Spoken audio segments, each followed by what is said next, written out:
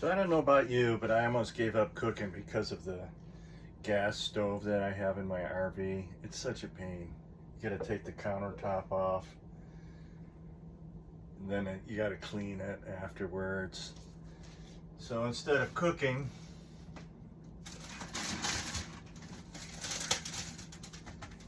I was buying a bunch of these. No bueno. I don't like that so much. So my son-in-law got me an induction cooker, which is what I have right here. And today I'm gonna just make some rice. I have already made some chili and some other stuff. And then I like to make refried rice all the time. And when I make the refried rice, I put in asparagus or some other vegetables. So this is so cool. You just turn this on, hit the menu button, push boil, and it's gonna give you boiling water like lickety split. So I always soak my rice a little bit to get it cleaned up. I got so much rice because I was thinking that we were gonna have some more civil unrest like we did with COVID. And so I stocked up on a bunch of stuff. Now I'm going to probably have to,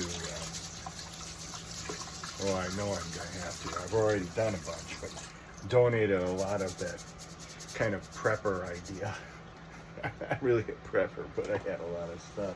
So then I just rinse that off here, and then I'll put this and cook it on this induction cooker. But that induction cooker has really changed things. I highly recommend it. It doesn't take up very much space. As you can see, it's very little bit of space there. Let me see if I can zoom on it a little bit. Nope, can't. Okay, well, this is John, and thanks for watching. The channel is Barbecued. Have a great day. I'm going to do a close-up of that induction cooker.